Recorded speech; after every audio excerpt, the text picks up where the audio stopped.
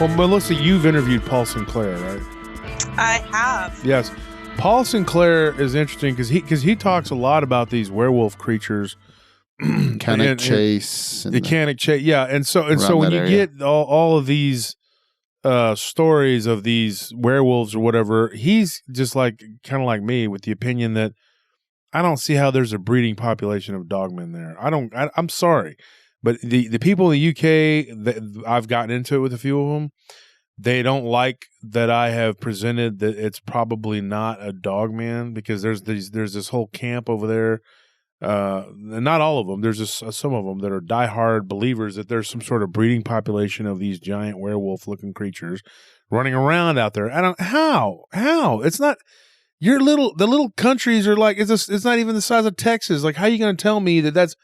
I just can't buy into that. I mean, it's not even the size of half of Texas. I mean, you would be finding their tracks all over the place. It'd be all over the place. They'd be, and of course there was stuff that's being killed, but like, Paul told me and Sal was like, really, I mean, they could be werewolves. I mean, there could be some sort of something. Yeah, well, I mean, now what's going on up in Wisconsin and up here in the Midwest and all that?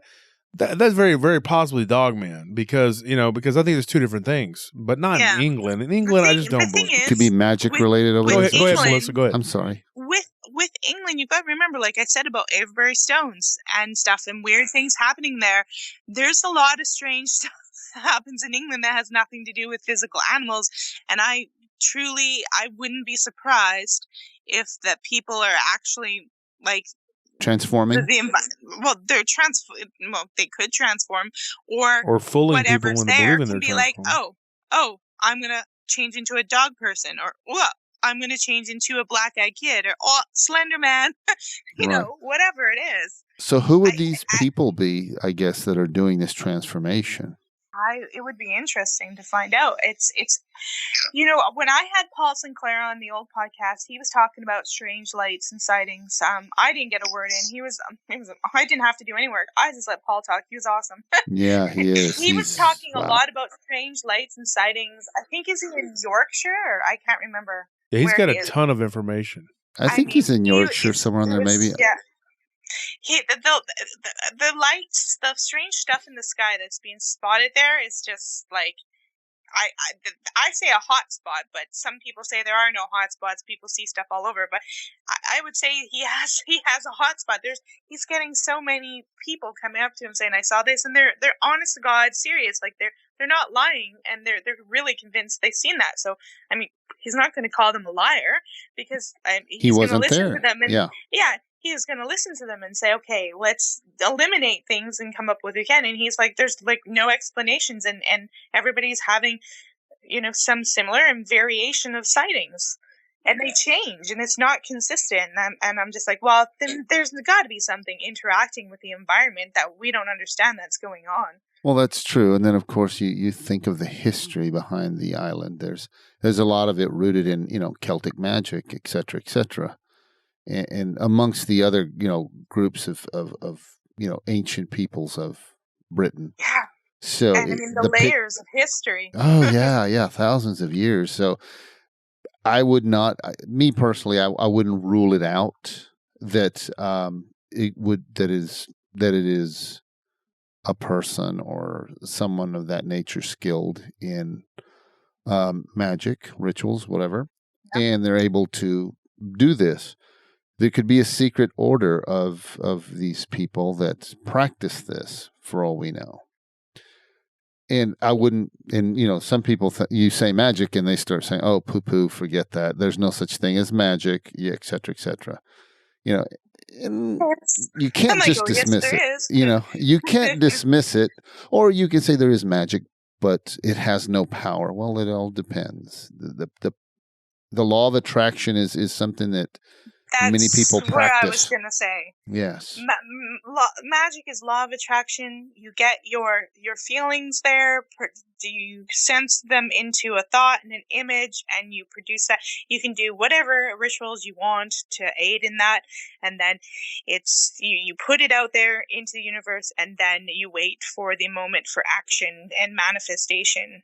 It's and some people are better at it than others, and it's not so simple as I just think of a car and I get it. That's not how it is. There's a lot of subconscious stuff going on with magic. And I think when you deal with a whole big collective, there's a lot of unconscious stuff we have in our society. I mean, I have unconscious fears of being eaten by lions from a long time ago and be projecting stuff out. We don't know. Yes, it's definitely That's true. I believe that. Yeah, it is. It is. And just to give you a quick my quick take on the law of attraction, because I read the book by Rhonda Byrne, The Secret. I thought it was really interesting. Mm-hmm. And I summed it, I broke it down or simplified it for myself. And this is what works for me is you think it. And what that means is you think about it in every fine detail possible. Yeah. Second part is feel it. And of course, the 1 and 2 go hand in hand, really close. Do the same thing. You feel every little, you think of every little aspect of it and how you're feeling. Number 3 is believe it.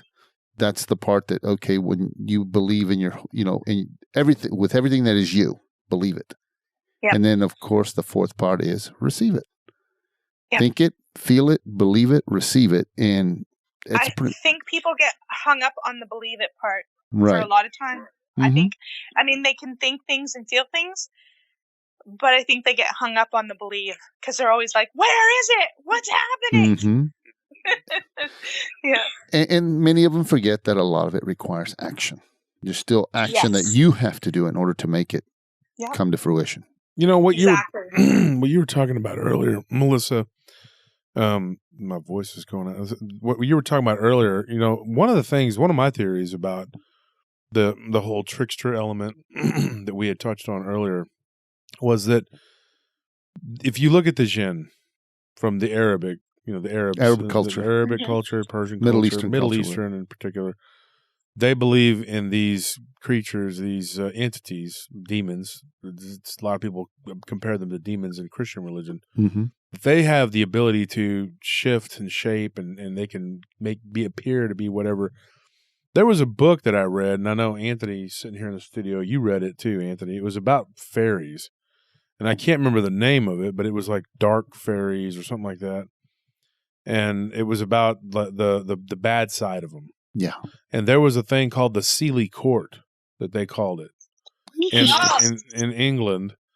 And are you okay, Melissa? That was my son. Oh, okay. I thought you Sorry, I thought you yelled. That's okay. No, that was my son who came in here and went, "Bah!" Like to scare us. Awesome. So, the Sealy Court. Dark Fairies is what it was called. Okay, Anthony just looked it up right now. Okay, I've read so many books, I can't remember them all. But anyway, that one in particular was kind of creepy. And what's even weirder is like I read it, and then Anthony read it, and then the book began to dissolve as he was reading it. I don't mean like Harry Potter, some weird. It just started falling apart. Yeah, the book, like the pages were starting to fall out of it, and so then we ended up just throwing what was left away after we were done reading it, because that was weird. It just started dissolving, like coming apart. And it wasn't that old? No, I'd just gotten it on Amazon or something, wow. and then he read it, and then it just came apart, and we just threw it away. Oh, wow. But there was a very a strange thread there that I found, was that, you have these stories of these fairies, and then in England they call them the Fae, whatever. But they were very similar in the jinn. But I think they're all the same thing. They're just called different names in different regions. Exactly. But I think that they have regional characteristics. I do. I think the ones in England and in Ireland have their own little whatever, their niche, and I think they live as their own people. Kind of like languages, like just English. Just like humans, you know? Yeah. Or like, and I think that over there in the Middle East, they call them jinn and whatever, and they have their own little niche, and they're distinctly different from their cousins over in England. But there are places where they are particularly nasty, in different places where they do really bad things. And I know that in that area in England, that they were talking about how they would do certain things that were unpleasant to humans. And then of course, I read about somewhere in Norway, it was Norwegians, and we were talking about the little red cap dudes down in downtown Austin. Here in Texas and Austin, yeah, and in particular. I read a story that there were these bigger versions of them up in Norway, and that they were considerably mean, and that they were shape-shifting. They could trick you, and then, of course, you're not supposed to ever eat anything they offer you or drink anything they give you, because you will be. There was a story that was. You'll regret it. Well, there was a story that I read that where this guy ended up like going to sleep after he ate some of their food and drank some of their mead. He wakes up and 7 years has gone by, and his wife's already left him and got another guy or something. But I mean, and then she was like, I waited for you. I waited for 2 whole days, but you never came back. And then she remarried. So she had been married for 6 years, 11 months, and 28 days. I'm just kidding. I'm making a joke. But seriously, though, I mean, like, it was, it was just messed up. Like this guy, and he was telling the story about, it was a folklore tale about kind of a Rip Van Winkle type. Well, they were little red cap wearing, Right. but they were almost the size of like half the size of humans, little pint-sized humans. Right. They weren't the little bitty guys that you see in You're talking like the garden gnome size? No, these were actually a little bit bigger. Okay. They were like 1 to 2 foot tall, but Got they're it. considered mean and menacing. But sometimes they'll trick humans into eating something or drinking something. They go to sleep and they wake up and all this time has passed. And They have a Rip Van Winkle moment. well, right? yeah, they do. Yeah. Yeah. That's what you're The saying. people that drank and ate the. Yeah, because you're not supposed to take anything from them. If you spend a night in merriment with them, then of course you end up waking up and things are Yes. messed up. Mm-hmm. I mean, it's just it's a That's some powerful stuff. you got to be careful, dude. Yeah. I mean, who knows? you wake up and the Eagles have won the Super Bowl, and you're like, what? What? What is going on? Right. Well, that's a common theme, not when in any kind of story about going into another world, whether it's Hades or not, you don't take the food from the dead or from beyond. Mm-hmm. Mm-hmm. You're right. Don't do it. Well, that according to the epic, it was Gilgamesh. Which one? Gilgamesh the Epic of actually Gilgamesh? says that that all that was there was ash. That's all they ate, and that the afterlife and in the darkness of the afterlife, the only thing you could hope for was to just sit at a good spot at the table, because all you had to eat was ash. There was nothing. That was the best you could hope for. Now, according to the Christian religion, when Christ came, that changed. It was like you were able to, to not just live It in would the be afterlife, a feast, prepare a but place. you could actually go and live in the afterlife, and it would be good. Yes. It's not just going to be a dark, dreary place that you just bide your time in. And Christ, of course, took the keys of life and death from. Yeah, I always find it interesting that throughout history, folklore, religion, that the afterlife is presented to people in a very human, in this type of reality, right? In this plane of existence, it's presented in that style. Well, it's because theme. we interviewed Again, there goes that thing we talked about earlier. The perception. The perception. We interviewed somebody recently, and she talked about that. Yeah.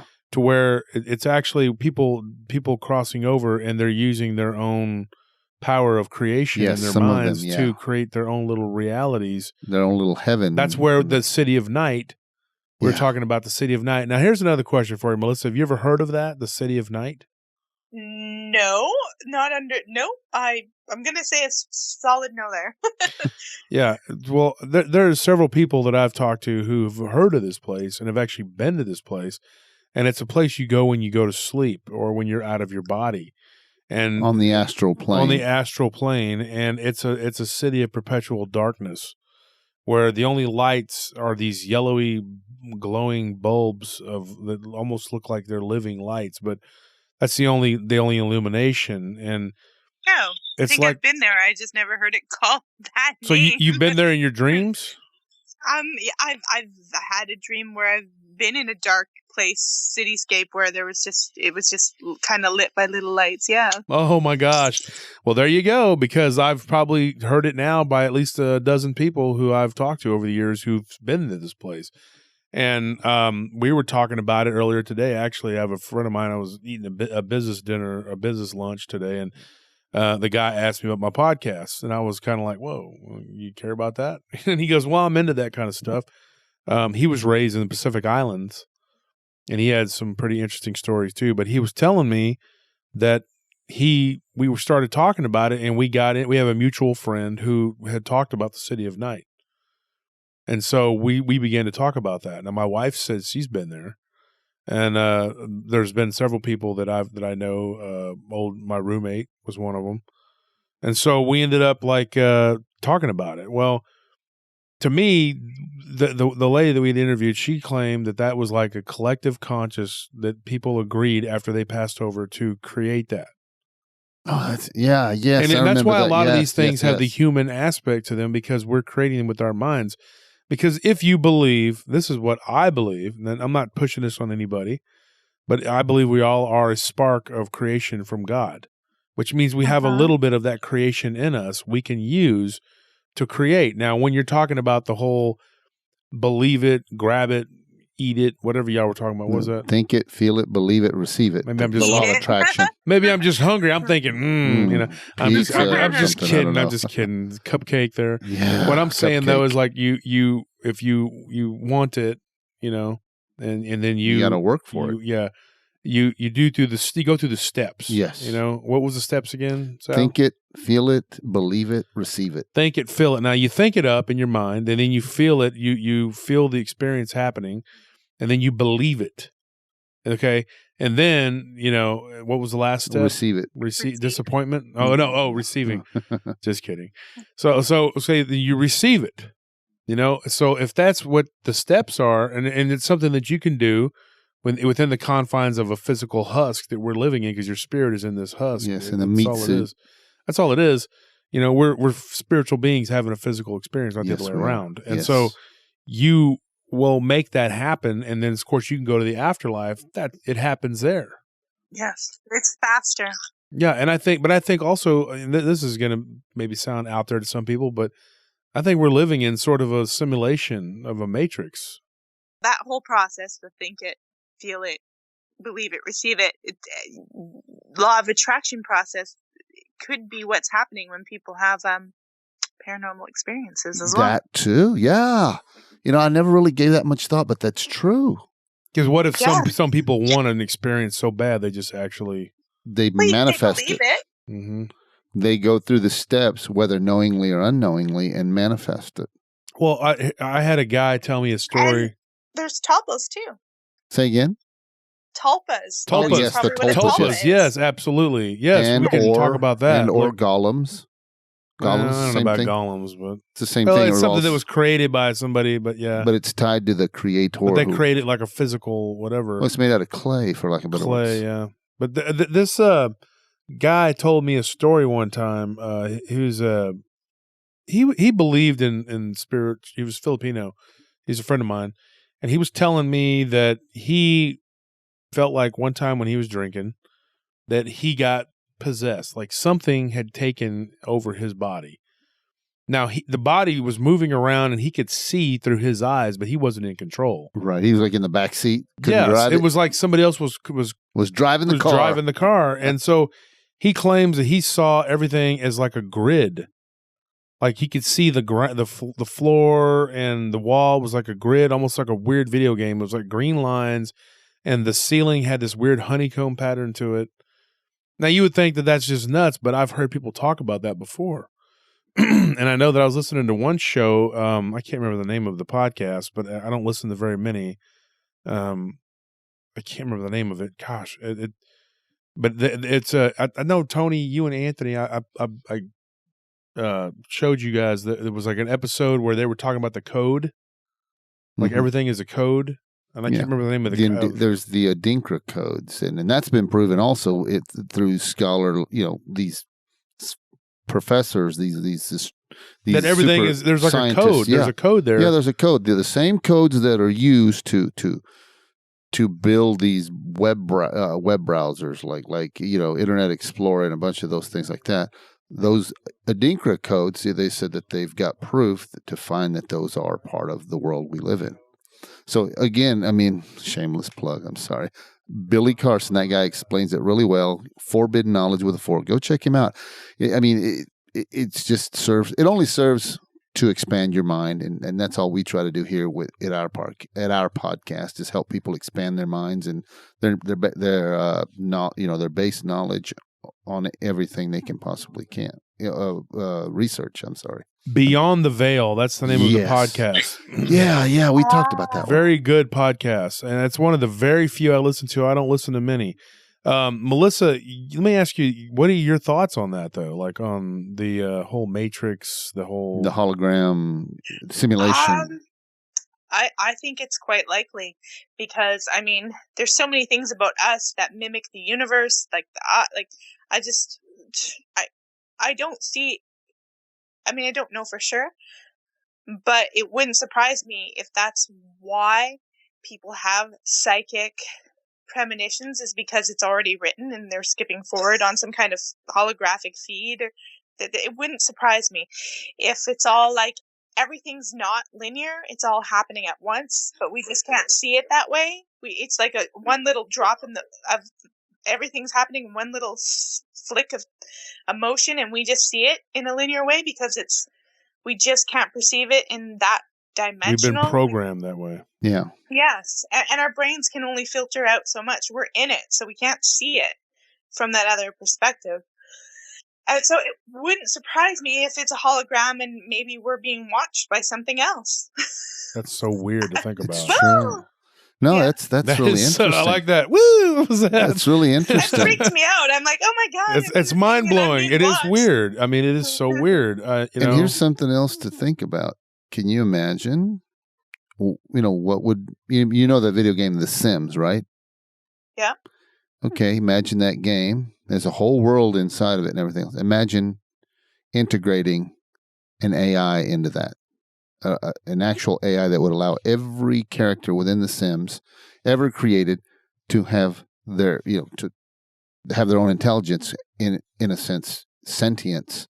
So, you see where I'm going with that? Have you ever noticed though, like I know you young guys, Anthony and Tony.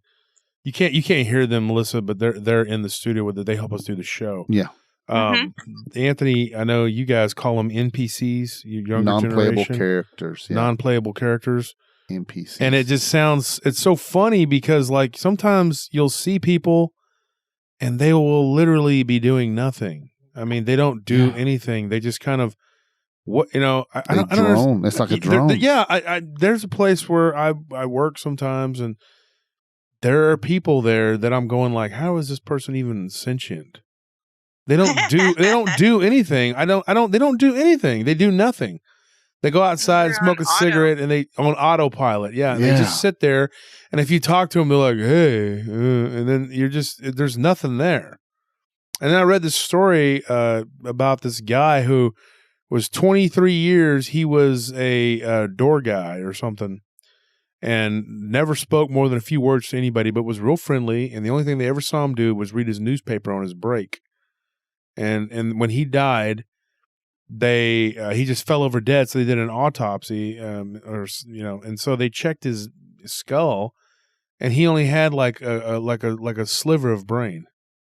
Yeah, it was just like the back of his amygdala or whatever, and everything else was just water. Really? Yeah, and how was he functioning? Like, and you hear about these things, and you hear that these people are okay. A friend of mine's brother, from where I used to live when I was growing up, he got shot in the head, and the guy shot him it was an accident. It was like nobody walked up and shot him, but it was just an accident, and his friend felt terrible, but they took a part of his temporal lobe. In the front? Yeah, and it impaired a few of his, cognitive abilities, but he's still functioning, and he didn't lose memory or any, and how is that even possible? Like, it just, I don't understand it. Like, it's like he says there's a few things that are, but for the most part, he's the same guy. He's normal. Everything's fine. There's just a few glitches here and there, but for the most part, he's there. Yeah. Well, the brain can be resilient in his recovery because it's a lot of it has to do with the synapses firing. The brain will rewire. It's kind of like the people who have a stroke and lose the ability to raise their right arm up to feed themselves with a spoon or a fork. Well, they have to relearn that, right?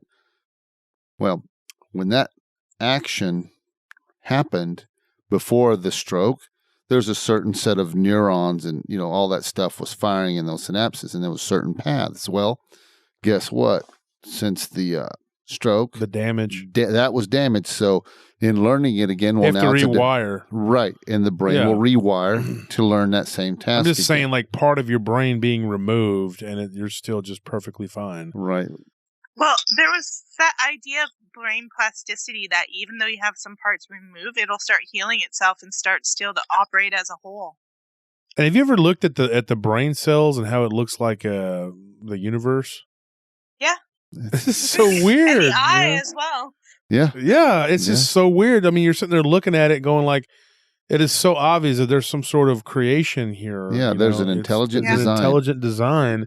The people that think that we just blew up and all just came together perfectly, I don't understand what. Well, here's the easiest way to explain that one, brother. When people claim that the Big Bang, it happened and poof, here we are. Well, essentially, what kicked off the big? What made it happen? The only logical answer to that is something made the Big Bang happen, because you cannot make something out of nothing. Because like Rupert Sheldrake says, they ask for give them one miracle and they explain the rest. Yeah. Right? Mm-hmm. By logic and science. They only need one miracle, but they deny that miracles exist. Exactly. Exactly. Well, they say that if the Big Bang really happened the way they say it did, then there is an alternate, a mirror universe that was spun off where the time runs backwards from us. Yeah, I don't mean like they're going backwards and becoming like being adults and then becoming babies like that Benjamin Button. Yeah. What I mean is like two universes were created. So if you went all the way back in time through our linear time and you went back into the very point of creation and then you started going into that other mirror universe, you would begin from there and go forward. So their past is our future. That's our future. Is their past. It would be like them going further back into their past. Correct. And it's hard to imagine, but that's just way out there. It's way out there. The thing is like I said, and just to simplify St. Thomas Aquinas about God being the prime mover. And when I say God, I'm not putting God in any religious context. I'm putting God as the all powerful universal creator that started it all. Like the entity responsible for what, everybody accepts the Big Bang Theory today. Well, guess what? God kicked off the Big Bang Theory. Just like evolution. I mean, there's a lot of people that don't believe in it. But. Well, I look at evolution, intelligent design. Guess what? God, the universal creator, is all-knowing. So granted, he throw it in there. Just because he doesn't throw it in there the way we like it and the way we want to see it, well, too bad. This is just how it's going to be, because that's how she did it. The Almighty God did it. Well, let me ask you a question. That being said, Melissa, what do you think is going on with ghosts? Like, what are they? I think it could be a multitude of things. I mean, I think there's a multitude of reasons of ghosts, and it depends on the specific case. I think it could be that in some instances, the process of dying isn't you just die and go away. I think ghosts might be an echo of that person, and it's actually really quite natural. We just don't understand the process of dying, and the reason why ghosts fade away is because that person's left an ego imprint or something of themselves, and it's just fading away, and it's just part of the natural process of dying. I also think ghosts, especially in folklore, can be a way for people to explain or create myths around certain things, to create propaganda. In the past, a lot of times people who were, smugglers would create ghost stories around or go places where they knew there were ghost stories to prevent people from coming to their stash. The little hideaway, yeah. Yeah. I think that's that. I think ghosts can be a way to explain things that were unknown, but I know that people have paranormal experiences. I've had paranormal experiences, so I do think that for the most part, we just don't understand the process of dying, and I think it's pretty natural. I find it very interesting. Your take on that, I think it's really interesting.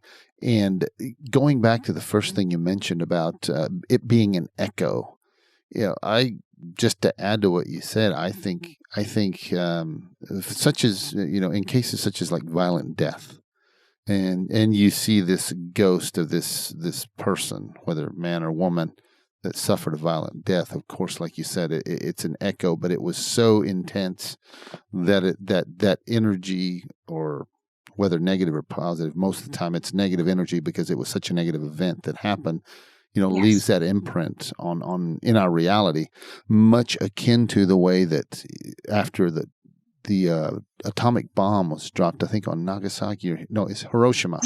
Hiroshima. And you saw the outlines of these people at ground zero that just got burned into a wall. So it's something akin to that, and I find that really interesting. I think because we are, in our brains, for all intents and purposes, we've got energy going on in there. So if this is the whole thing with the energy, boom, it stays. It's imprinted into this, or burned into this reality in a sense. If the event was that traumatic / negative.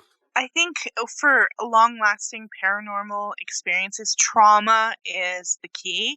I interviewed Adele Casales-Rocha, and we were talking about how severe, massive traumatic events creates portals. In her book, she believes that portals are actually created and they create paranormal phenomena. I think the more wicked, the more horrible, and the more people involved, obviously, the more intense it will be and the more long-lasting. But that doesn't mean that somebody who had a very hold on their house and lived in it for a long time, it may not be as intense, but the daily routine and things that they did could still hold on and linger there. Yeah, it imprinted on in our reality, so it's still like we're revisited by it, for lack of better words. What about this? There was a story that I had read. Actually, you know what? I don't think I read this one. There was a story that I think I heard, and it might have been on Coast to Coast, one of them other shows. I don't listen to too many shows, like I said, but every now and then I'll catch one if I'm working and there's nothing else to do. And I think it was a Coast to Coast episode several years ago, and it stuck with me. But this guy was talking about he was talking about some people who were living in a house that was full of paranormal activity. And he had some sort of ability to discern like what the spirits were. And like he gave his take on it. And what he said that was happening was those people were experiencing themselves from a parallel universe that was like where the veil was thin. Yeah, ley lines, that kind of stuff. I don't know about ley lines necessarily. I guess ley lines because they weaken, where they intersect. They weaken the veil between us and another parallel universe or another universe. Yeah, and so, but they were literally experiencing themselves. Oh wow, that's interesting. And it was so freaky, and I was thinking, man, that is so weird because in my house where I lived, and I talk about it in episode 2, there was like people seeing doppelgangers. Yeah, we mentioned that earlier. You remember that, Melissa? Yeah, the story, yeah. Yeah, and so people were seeing people, these doubles or whatever they were seeing, and it would happen quite often. And so it always made me wonder, well, my buddy Pete, he was one of my roommates that lived there for off and on. He just always thought that. He goes, it's just the parallel universe of ourselves, and we're seeing that. He always said that's what it was. These ghosts, what they were. And there was definitely a demonic element there too, though. It wasn't just, oh, you're just running into yourself from that. No, because there was something demonic that grabbed the girl that I was my girlfriend when I was living there. At the time, yeah. Yeah, and grabbed her physically, and that wasn't one of us from a parallel universe. It was something demonic and scaly, and the way she described the way it felt was like scales, really coarse scales with like hair in between like the scales. Like it was just so disgusting the way she described it. And like I was in there playing PlayStation and she got attacked. One of the things that I discuss also with Adele is that not only can trauma leave an imprint of the person, but when she said trauma can open up portals, she meant portals that let things that are not of this dimension in. Yeah, you see, that's that whole thing with the, it sounds like the release of energy, like you said, because it was trauma. So that's a release of energy akin to, like I mentioned, the example of the Hiroshima atomic bomb burning the people's, silhouettes into the walls. To me, I'm thinking it's one of those type of, to me, that's how I'm seeing it, something akin to that. So the more traumatic, the more. I mean, I'm not saying it guarantees it. I don't think that would guarantee that it's going to open up a portal or thin the veil so much that something comes through, for lack of better words. But I definitely agree that if that is what's happening, it's it doesn't surprise me. I wouldn't throw it out what you guys are discussing and what you're mentioning.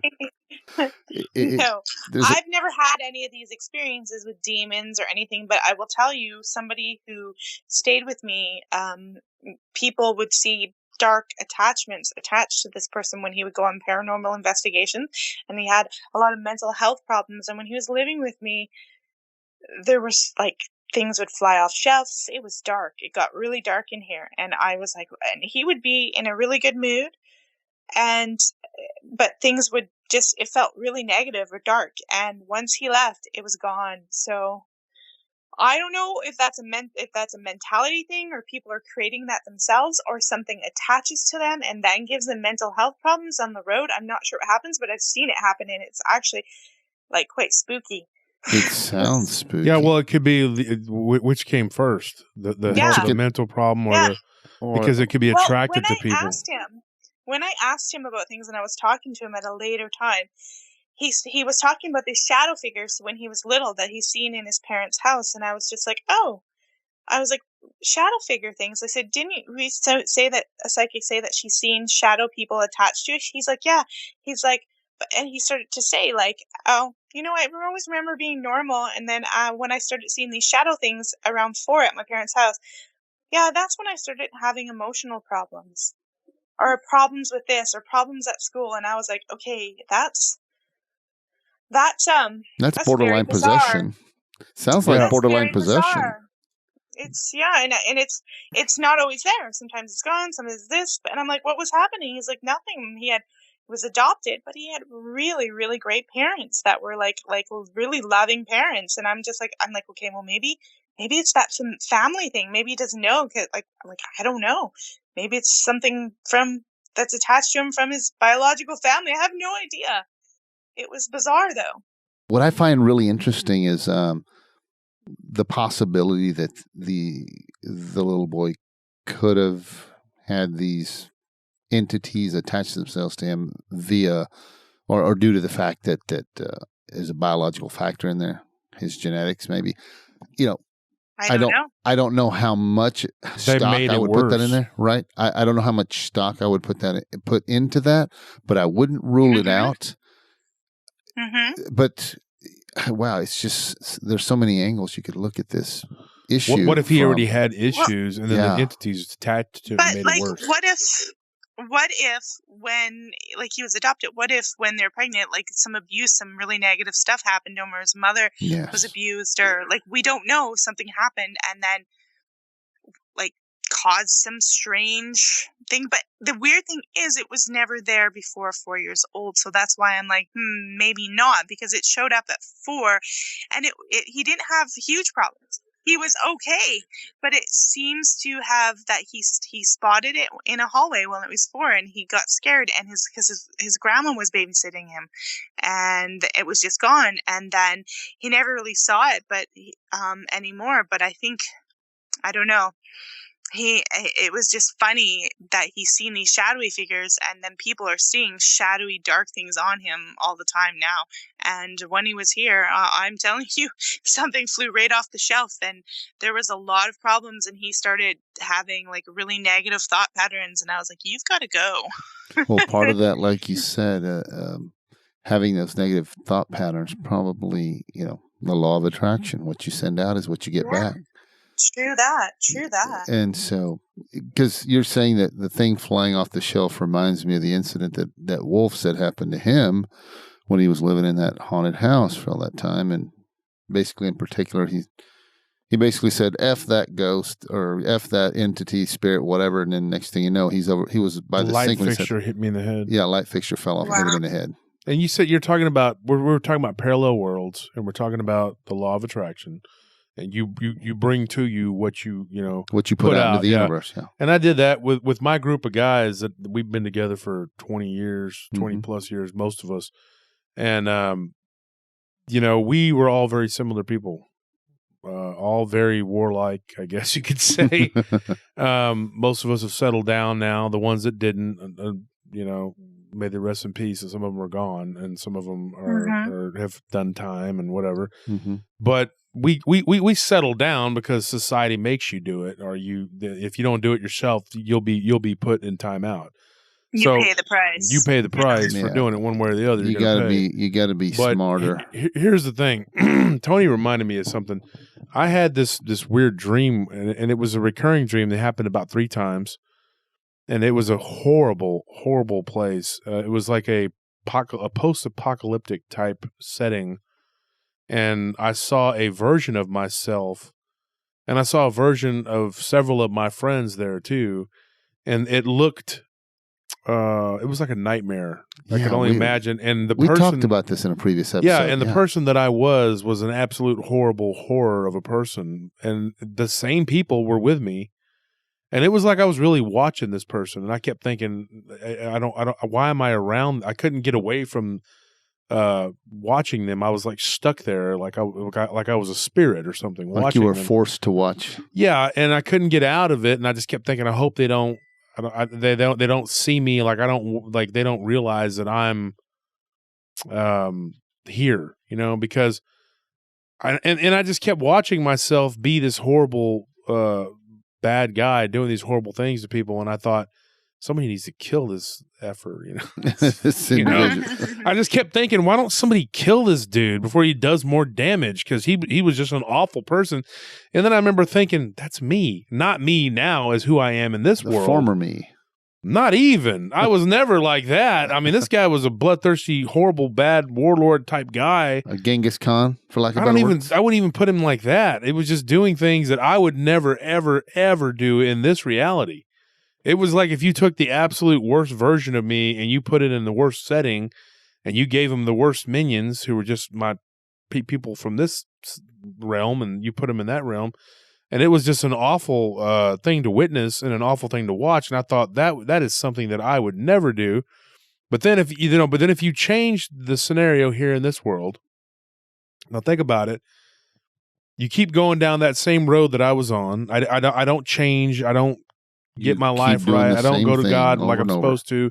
I keep doing the bad things, and then there's like some sort of fallout, some sort of horrible. The society collapses, and then one thing leads to another. Yeah, I could see how the dominoes would fall into a way, but I can't. I just can't imagine how any part of my soul or soul matrix would ever be so debased as that. So I don't know if that was just something that was messing with me, saying, "Look at this. This is who you are in another world," and it's not true. Or you could have been this person. Thank God you didn't. It all perspective. Yeah, I don't know. It was just an awful vision, and to this day, it's like a warning or something, and it was a horrible thing to witness, because I'm thinking this is something I would never do, and then you're sitting there actually rooting for this person's demise because they're so horrible. But it was a nightmare, and it's like one of those. I had nightmares for years where I would be chased by a guy on a horse. I might have told you this, Sal. And for years and years, I was chased by this guy on a horse, and it was like he'd have a scythe or he'd have a sword, and then he would strike me, and then as he's standing over me, about to like either ram a spear into me or a sword, I would look up, give you the killing blow. Yeah, and I would see that it was almost like a deformed version of me trying to kill me, and the same thing happened with this werewolf dream I used to have. It would jump on top of me, and when I would look into its eyes before it would bite my face, it was me, which was horrible. But then eventually the dreams got to where, and this is weird, as I began to take control of my life and change my life, I was no longer being chased. These things would attack me, and I would turn on them. and I would attack them back and fight back, and then it would be that version of me, but I would win. And it was almost like going in time with the development and changes of my life, and to where now I no longer have those dreams. I don't have any of those dreams anymore. They're gone. And so I don't know what that is, or if it's something that your psyche is telling you something or whatever. I know I didn't like witnessing the what might have been type dream. That was just an awful experience, and it woke up just sweating and scared, and it just freaked me out. And for days I was thinking about it, and then and then for a long time I didn't have it, and then it happened again. With the weird the apocalyptic whatever dream. Mm-hmm. It was like a Mad Max type scenario. Which Mad Max? Oh, First, I don't know. second, or third? Just the way that those idiots would act and dress and be stupid. Or second or third? The second one was way better. Maybe that's what it was. I watched a Mad Max movie and it just stuck with me, fourth. and it was pretty horrible. First, yeah. The second one was the most graphic. You're still stuck on that? I don't know what it was. I know I wasn't Mel Gibson. I was one of the bad guys, but the humongous. Maybe I was Lord Humongous. I don't know. I was a very bad jerk, though. The Ayatollah of rock and roller. It was horrible. I just put it that way. And have you ever had anything like that, Melissa? Anything happen to you like that, where you dream things like that, or you felt like it was a warning or a vision? Oh, well, I've had dreams that have warned me. I've never had a dream where I appeared to myself like in a really horrible alternate personality. Alter ego. I've definitely had dreams that were, telling me what was going to happen. Now I've got to pull that out of my memory. It's not right. I don't know why I would forget that, but I've definitely had dreams that were like giving me a warning about somebody or how to behave around them. Like they were literally saying like, hey, this is not going to go well. You need to listen. And I didn't listen. And yeah, it was there. Usually it's about a relationship or relating to somebody, and it's trying to warn me of how it's going. And in my dreams, as anyone, the universe always seems to speak in metaphor. So you're trying to decipher it all. And you just go, oh, well, whatever, Deciphering is part of the shows up, and it shows up and happens, and you're like, oh, I should have listened to that dream and canceled that person coming, or I shouldn't have become friends with that person because, they were the worst thing, and that dream was trying to tell me. Or here's a big one, or you should never have been, on the podcast with the Paranormal Round Table. Yeah, with Wolf and Sal. I didn't have one of those. Well, I used to have this reoccurring dream when I was married of somebody breaking into the house and killing me, or it was coming in the house, and it was getting pretty bad to the point that like I was waking up sweating. And one day, when I was in the midst of the dream and half waking up, I was half awake, and the bedroom door came open, and I thought it was the person, like real, breaking in. And I got up and I screamed and I tried to attack it. And it was actually my, at that time, husband. He was just coming to bed. He's like, "Oh my God, what's wrong with you?" And I would tell him like, I'm having this dream, and it's it's a nightmare now, and it won't go away. And I'm a grown adult. I'm not a little kid with nightmares. And so I think it was a few months later, because he had hired this guy that was working for their company to come in. He needed extra money, he said, so he's doing odd repair renovation jobs to our house. And I didn't like the guy, and I kept saying, I want to get rid of this guy. I'm just really suspicious about him. He was doing, I won't go through all the weird things he was doing, but anyways, odd behavior. Eventually the ex-husband listened to me and said, okay, we don't need you anymore. But he went hunting for a couple weeks, and one day I was sleeping, and my son, who was 13, was maybe 2.5, 3 then. He was in his bed, so we were all sleeping, and I woke up dead bolt right at 3 in the morning. And I was looking around, I'm like, somebody's outside my house. And there he was. I came down the hallway, and the same shadowy figure right at my door, just like in my dreams and stuff, it was the guy that had done the renovations, and he was high on methamphetamines or something. He was trying to break in. He was going to rob and rape me or kill my son or something. And there he was, the whole shadowy figure. And of course, I'm in Canada. All our guns were not with me. They were with my husband at the hunting. So I grabbed a baseball bat and the phone. The cops got there, and I was screaming at him through the door. I was like, if you get in here, you're going to die. because I'm going to bash your head in. But he was a big 6'2" sucker, way bigger than me, high on drugs. And the police eventually got there. But I was having this nightmare about this, and it was shadowy. I couldn't see who it was. And he was breaking in. And it happened. And I didn't listen. And neither did my ex-husband. He didn't listen. He thought I was overreacting, wanting to get rid of that guy. And that guy pretty much had enough time in our house to know that there was money in there and where things were, and that I was alone because he was hunting. And I was like, but whatever it was, I sat bolt right up before he got in, and I didn't hear anything. I was sitting there in the dark, and I just knew it was almost like I could feel or smell someone around. I was like, somebody's outside the house, and there he was. It was like, I was just almost, my insides were like screaming because it was like my nightmare was coming true. Premonition. That's Premonition. that's what that is right there. That's and I was having it repeatedly for months. Via dreams. That was a premonition via dreams. Yeah. Well, at least you had enough forewarning.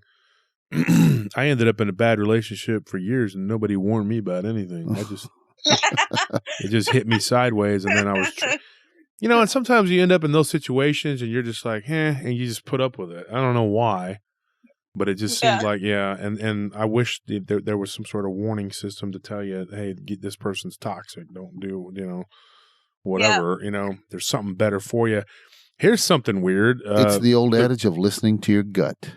A lot of times people don't listen to their gut. That's true. And here's something weird for you. When I was with a female, I don't know what you would call her, friend, I guess, she told me about the next girlfriend that I was going to have. And I was like, what? Really? Like what? And so she predicted it, and then sure enough, I met this girl, and I didn't even think about it, and then I ended up going out with her, and then it just I was just driving, and it just hit me like, whoa. She was completely right. That's what she said. Now, that girlfriend actually had a dream or a premonition that we were going to break up, and there was nothing wrong at that time. So I was like, why would we break up? She's like, well, we're going to break up at some point, because she had this dream. She's like, and you're going to go out with this blonde-haired girl. And I've always been attracted to brunettes. I was never like, and I was like, blonde-haired girl.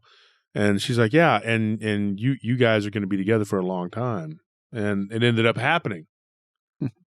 And I just thought that was the craziest thing, because the girl that told me that, she had like a brown auburn hair, light brown auburn type hair. And she told me, you're going to end up with the other girl that's blonde hair. And I'm like, what are you talking about? It's just the weirdest. Why would you tell me that? And it made her really forlorn and kind of, sad. Kind of sad, And then when we split up or whatever, that girl that I ended up going out with, I'm not going to say her name, with the blonde hair or whatever, she told me that she goes, you'll be okay. You're going to find someone else, and that person's really going to love you, and, you're going to get married.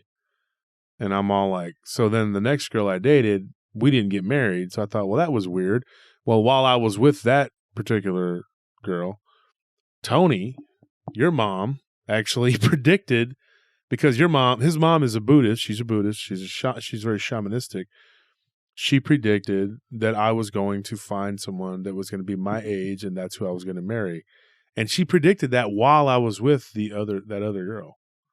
And so that was really weird. And then I ended up, and so, yeah, I don't know how that works. I don't know how these women had that kind of ability to that foresight, and why they were telling me this. Like, why would they tell me this? Why were they shown that? I don't know.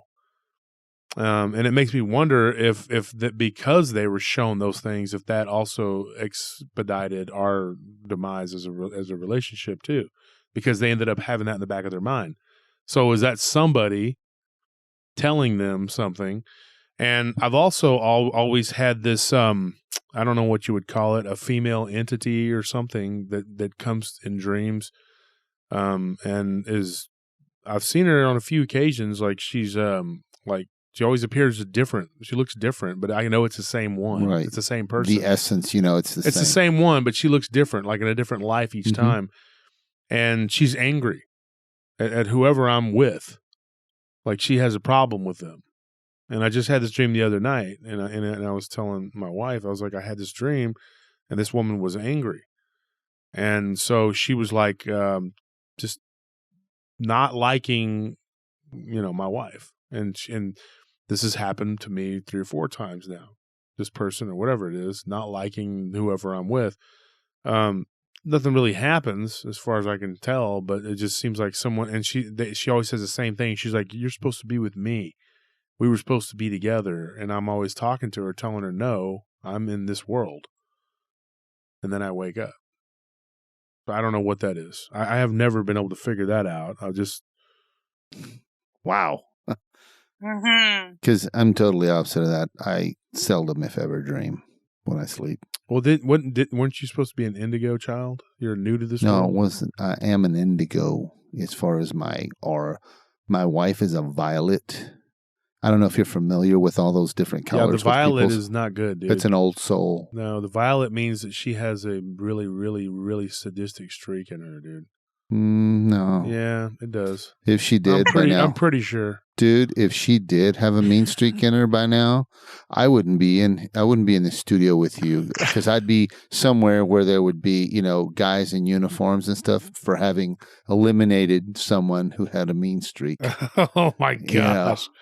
Yeah, no, she seems like she's pretty level-headed. No, my wife is a violet, and that my mother's a violet too.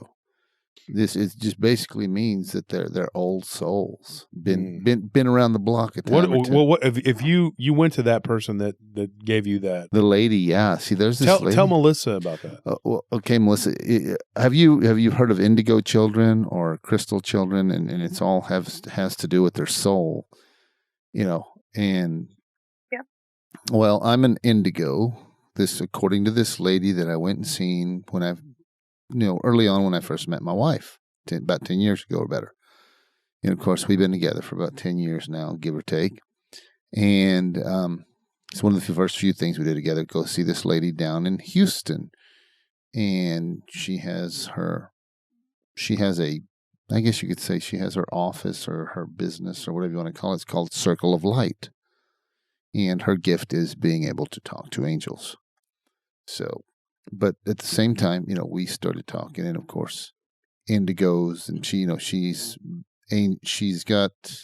she's very well versed in angelology, angels.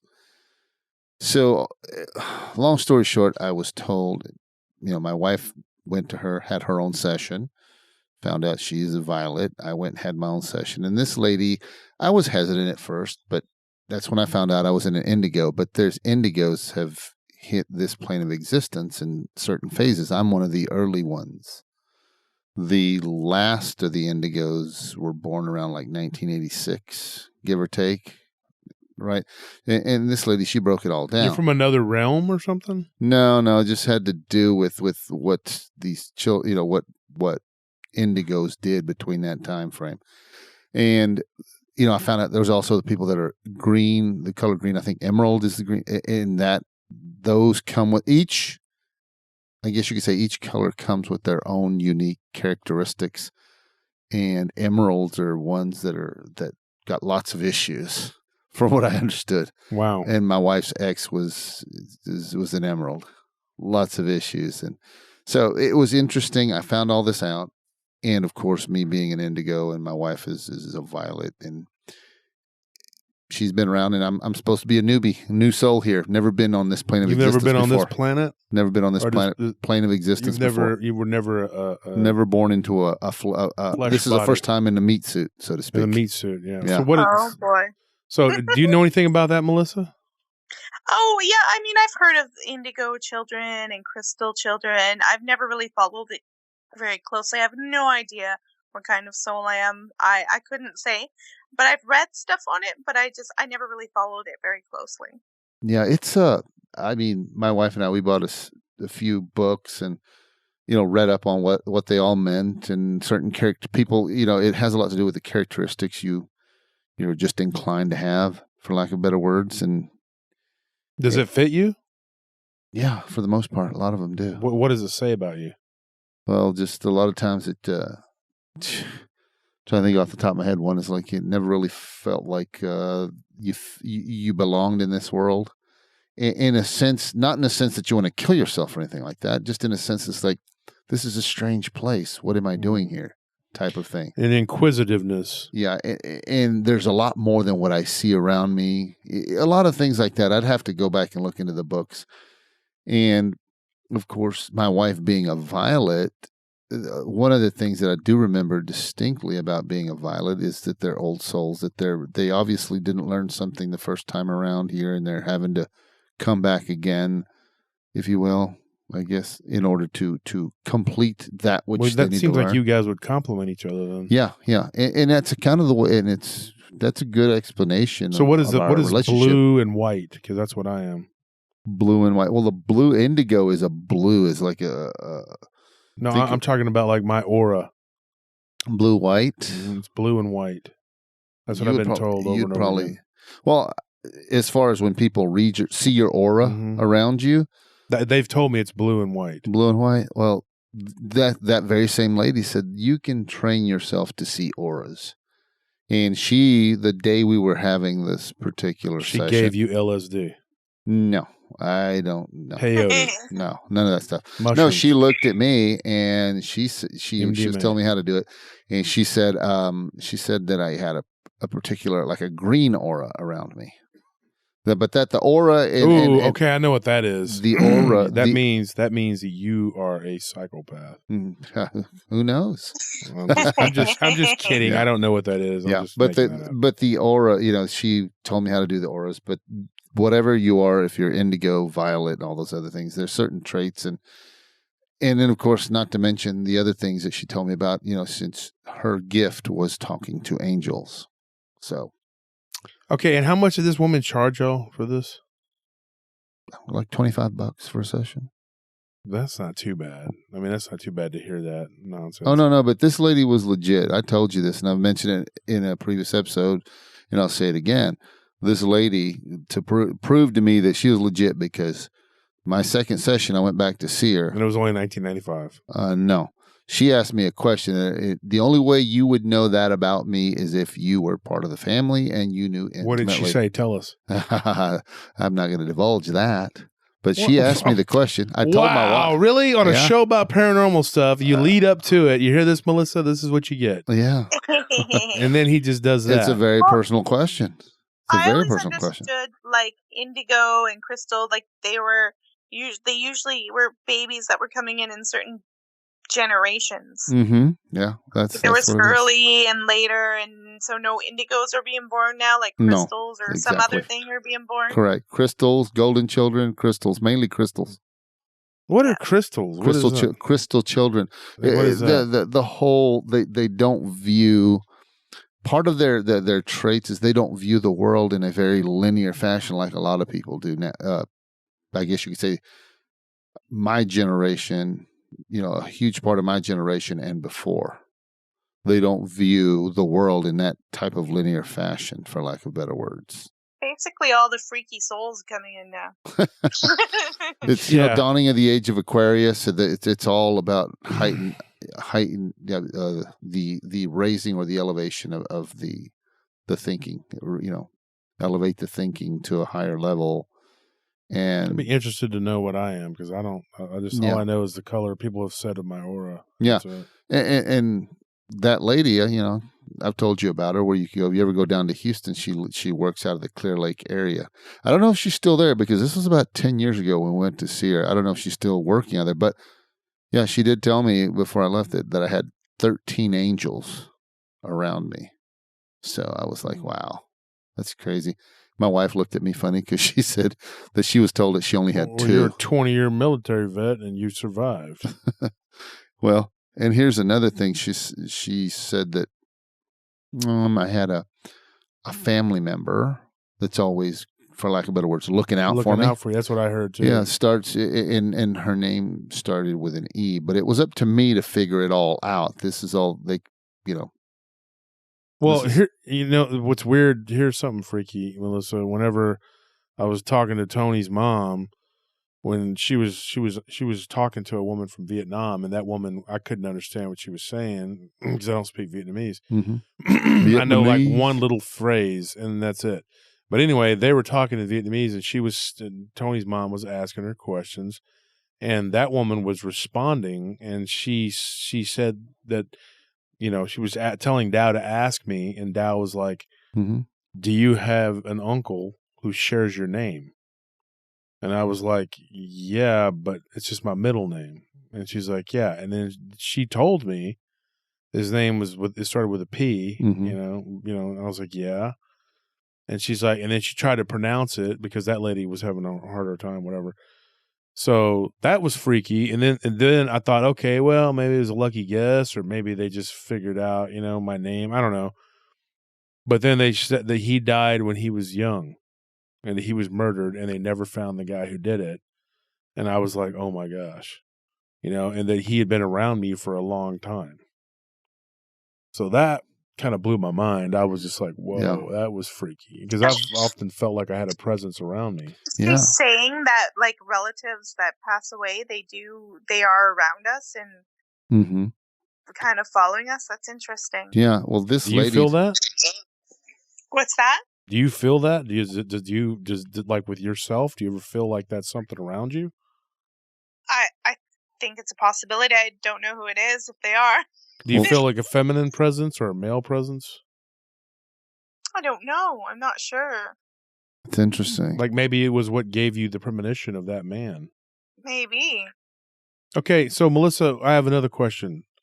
Okay. You said you were talking about green ladies earlier. Now, what is that? Yeah. Oh, well, okay, let's see if I can get this right. I did a podcast on ghostly green ladies, and it was about ghostly figures from two specific castles in England that were seen as either dressed in green or emitting green lights. And I mean, really, I did some research into some of the tales. So the first place I covered was Longleat Castle, and there was a documentary out on Longleat where the Lord Bath from 1965, I think it was, he was on there and he told the tale. So I allow the clip of him to tell the tale.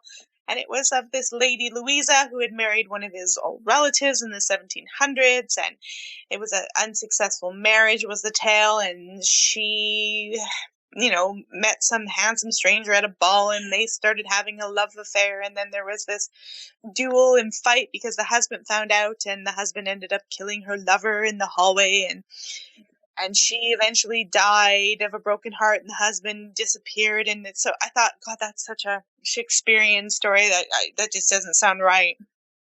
And so I went and researched it because apparently, according to Longleat, there's a feeling impression in a green sort of light or glow that people spot a green sort of female figure in the hallway.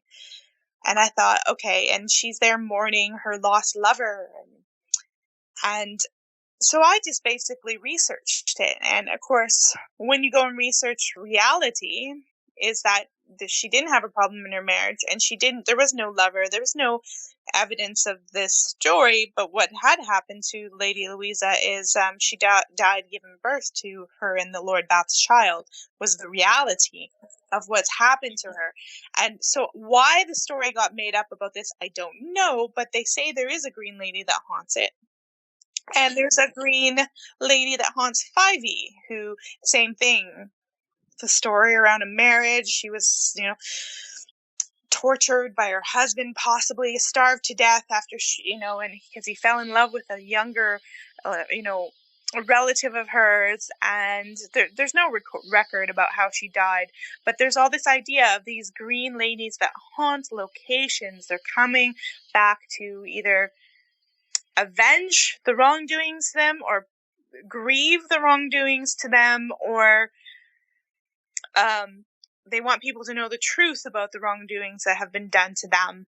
And it seems a theme, and it's a theme that seems to come out of Scotland and is attached to a sort of green maiden figure, and it tends to go all around the United Kingdom, but you really trace it back to Scotland. And it's an interesting concept that women who are, and you see them in different colors, but this just happened to be, these ladies were green and dressed in green, and they were coming back to avenge their deaths. But the stories and the myths that got written around them, were totally different than the realities that they faced, or their endings weren't quite so Shakespearean, but yet tragic and sad at the same time. And it's not surprising that, the Lord Baths, they threw that myth out there. It does sell. It will sell a lot more, won't it? Well, if it has and the funny thing that you say that is, at the time, they were trying to market and get away for people to, they were marketing Longleat because they were opening a safari animal park there, and it is a quite wealthy estate now and does very well. Wow. Can you imagine? And the current Lord Bath is a very different from his father, who told that tale, who was, a real proper chap. The current Lord Bath is quite an eccentric, druid-looking character. Was he really playing into this? Yeah, it sounds like a marketing I don't thing. know. Yeah. I don't know that he is. His son's a little more well put together. That helps him operate the. We're talking about the current guy's son right now. But the current guy's son is more, he's not quite as eccentric as his dad. His dad, the current Lord Bath, is really eccentric guy. I don't know if it's just his personality is, not. Yeah, a little bit of a roving eye, and very eccentric Englishman. Whereas his father, the one who told this tale, was very austere and very outgoing, conservative. Yes. Yeah. Sounds So like you're it's describing with the current guy running the place, I guess, for lack of better words. Sounds like it sounds reminiscent of Crispin Glover. You know about who that actor is? Yes. He's the guy who played Marty McFly in the movie Back to the Future. I know who that is. Yeah. Very, very, very, very eccentric guy. So it sounds like the current lord of the castle, for lack of better words, he's a lot like this guy. He's more like, the long white flowing hair and the white beard. Oh, Gandalf. That kind of eccentric Englishman, like very pagan feel to him. Oh, man. Interesting. Yeah, like really, I was like, is he trying to be a druid priest? Oh, wow, he could be. Very interesting character, and I mean, exceptional place, but I don't know that there's really a green lady. But these myths, I find it interesting. You see them keep getting passed down, and everybody's got their green lady or their white lady or their red lady, and it's all these women that have been pretty much treated like dirt in life. But whether or not the story is true, it's hard to say. But I uncovered with the Lady of Longleat, there was no such lover, there was no such thing that happened. It was just but a she myth. Did die. Yes. She did die, and she died in childbirth quite young. Interesting. Well, that in and of itself is a traumatic event, and if death happens, well, then of course, like you spoke earlier, you were talking about, it leaves its echo on this plane of existence. So absolutely, she could be there. It's an interesting documentary from 1965. It was called let me see if I can get this. The Stately Ghosts of England. Interesting. Wow. Yes. You post a lot of pretty cool articles on your on the Secret Door podcast. I guess it's the group. Facebook. Yeah, there's a Facebook page and a group. Yes. That's awesome. A lot of pretty cool stuff. I've read some of your posts. It's good to have. I like the Facebook page for the podcast, but it's good to have a group where people can post different stuff if they want to, or talk about stuff. And I love to share memes too, because I'm on Instagram, so I'm always looking at joke memes. I'd like to keep some humor in it. Are you on a part of our group, on Paranormal Round Table group? I don't know. I'll have to go look. I'm not sure. Well, you need to get on there. I start posting some of that stuff on there, on that group, because we have a lot of pretty cool people that post a lot of stuff on our group. You're going to get a wide variety in our Facebook group, and that's what we actually invite, because it's all about. We like it, the mix. Let me ask you a question, Melissa. There's another thing I wanted to ask you as a podcaster and as a person who's interviewed a lot of people. Do you have when I was announcing the Bigfoot show from last week, one of the things that I noticed was, like, when I would post it on the different groups, if I posted the show, because I'll advertise a show in many different groups, UFO, ghost, Mm-hmm. I'll Dogman, werewolf groups, the Bigfoot groups. If I post a subject that is not specific to that group, I will be attacked by several people in comments. And the ghost people just went bananas on the Bigfoot thing, just mocking. Oh, really? Oh, yeah. It was like about 5 or 6 of the groups, and they were just mocking it and saying it didn't exist. The hide and seek champion, and it's all just bull. But they believe in ghosts. Yeah, but they believe in ghosts. Yeah. Well, it's no less credible of a thing to talk about. That's really quite silly of them to It's be illogical. that critical. Well, Right.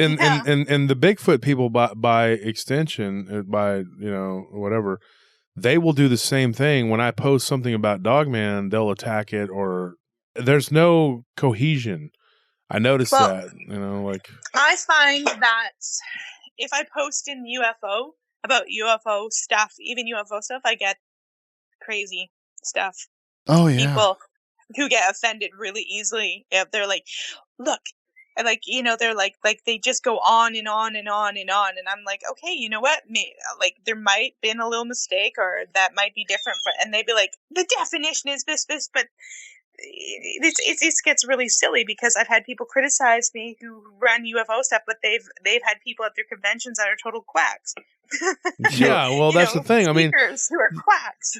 the whole thing is like they'll get all up in arms, and then there's different camps of the Dogman and Bigfoot. Like there's the people that believe straight science, and it's like it's flesh and blood, and the other ones that are like, no, it might be ethereal or it might be both, and then they fight, and then there's just like there's such a division there. And here's what I think everybody has a piece of the puzzle, but we're not putting the puzzle together. We're all just sitting there holding our piece, saying, "This is it, we're right," and then that's it. And we won't dare share our piece of the puzzle to try to see if it fits with yours. And that's why that's why podcasters like you and us, it's very good to have that diversity, because you are open to a lot of different subjects and you are into a lot of different things, and so are we. A lot of possibilities too. I mean, ultimately, at the end, I'm like, I don't have any definite answers. Nobody does, so there's nothing wrong with people exploring something, as long as they're not, causing any trouble or being violent and crazy. Yeah, like the cult leaders. Yes. Yeah, no, the cult leaders are not allowed to come to my group and call it for their members. Yeah, and that takes us full circle right there. That's pretty much. I mean, that's what we do too. Because at the end of the day, we're just looking for the truth, trying to figure out what's going on in this crazy world, just like you. Mm-hmm. Yeah. And it's fun. It is. Fun. And we enjoy. You know what? We enjoyed having you on, and we have kept you probably past your bedtime. What time is it over there? Yeah, I go to, I'll probably be up for a little while longer, but I have a teenager out there who probably needs me to make him do his homework, because he probably didn't do it. Well, that I know how teenagers are. I used to live at the high school, pretty much. I'd walk in because Zane. Yeah. I had to walk in there, and Miss Quinones would give me my ID badge. She just kept it there with my name on it. Miss Quinones. Yeah, Quinones, and she'd be like, English wing, and I'd go, oh, God, I was up there every day. Zane, if you're listening, you drove me crazy. Hey, I got the little one. She's a senior, so she's almost done. That's good. She's almost done, brother. Yeah. She's almost done. Wow. So, yeah, we definitely enjoyed. This was I enjoyed having you on. You're very, very good speaker, and everyone check out her podcast. It's amazing, Secret Door Podcast, and just go to the website, secretdoorpodcast.com. And the website, it's all there, because she knows how to build a website. Unlike us, we can't figure it out. We are. I'm sorry. I am a graphic designer and a website designer. Well, so maybe you can help us. Maybe we can throw you some ducats, and you can help us do it, because we can't. Yeah, no problem. I'm techno, challenged. Me and Sal, if we know enough to get in trouble. That's it. That's right. We were trying to kick around the idea about the podcast. We're like, we need some young people. We're looking over at Anthony and Tony, looking at them. If only we had some young people that could help us, that are techno savvy, which we are not. So they just pretended to not hear us say that for 2 years, and then finally, Anthony's like, "Oh, you're talking to me? Oh, I was always yeah. wondering who you were talking to. Yeah. Oddly enough, Wolf found himself in a very precarious situation but that's what spurred us on to finally just say, all right, forget this stuff. We're doing it. So we just dove in jumped in with both feet. Are you talking about when I almost died? When you were at the hospital. Yeah. That's what happened. We had to do this. So we got started. As soon as I get out of the hospital, I'm going on a health kick, and we're going to get started on this adventure. Yeah, we both been on a health kick. Yeah. So yours is no sugar and mine is no salt. Yeah.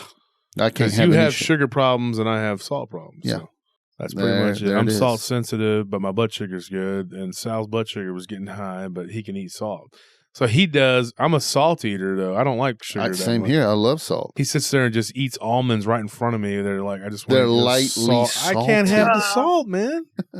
Try to kill me with them delicious looking snacks you're eating all the time. I know. I can't. I have no defense. Then he gives them to the Banjo, the dog. Yeah, Banjo. They both sit there and eat them in front of me and look right at me with a smug look on their face. Like, Banjo has a hard time, biting into him, but once he does, it's over. It's gone. Because he always looks up at me when he's eating something delicious too. He gives you that look. What are you going to do about it? Smart. What are you going to do about it? Yeah, little turd. That's all right. Anyways, we enjoyed having you on, Melissa, and come back anytime if you got some stories or some information you want to bring to us, and we can talk. This was a good way for us to be introduced, and we're equal opportunity podcast guys. No, we're non-judgmental, and anybody that comes to us and like we're going to meet with, we give them the benefit of the doubt. One of our people that wants to come and meet us, on Friday, and that's the thing. I mean, if you ever come to Austin, folks, and you want to meet us, then by all means, send me an email, send Sal an email, whatever.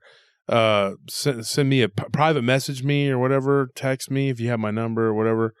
And when you come to town, and what I will do is look at your profile picture and decide whether you're crazy or not.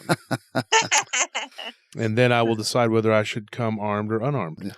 Yeah, well, the reality is, in all seriousness, is the guest that we're meeting up with has had experiences, quite a lot of them. And she would like to meet us in person and to give us her accounts in person. So we're going to interview her in person. Yeah. So anybody who comes and wants to be met in person, and we've done that, before.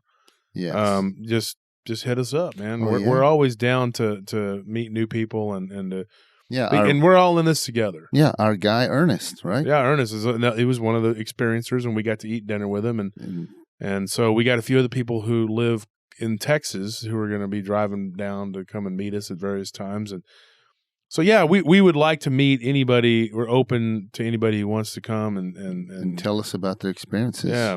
We're definitely and we're easygoing guys. We're not a bunch of crazy people down here. No, we definitely don't do that. We don't do crazy because it takes too much energy. It sure does. It takes a lot of energy. So, Melissa, with that being said, I appreciate your time, and you have a good night. And everybody, Secret Door Podcast. Thank you for having me on. No problem.